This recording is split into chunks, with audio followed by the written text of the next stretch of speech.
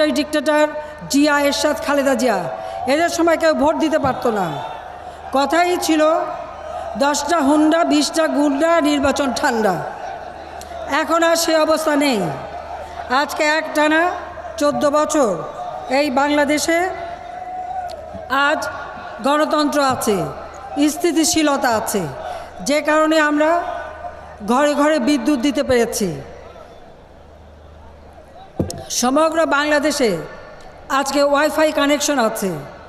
আমরা স্কুলে স্কুলে কম্পিউটার ল্যাব করে দিচ্ছি, আমরা ট্রেনিংয়ের ব্যবস্থা করে দিচ্ছি, এমনকি আমরা মা বোনদেরও ট্রেনিং করে দিচ্ছি, যাতে ওই অনলাইনে তারা কাজ করতে পারে, ব্যবসা বাণিজ্য করতে পারে, সেই ব্যবস্থা আমরা করে দিয়েছি।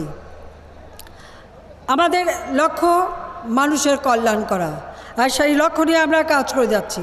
আমি জানি কোভিডের সময়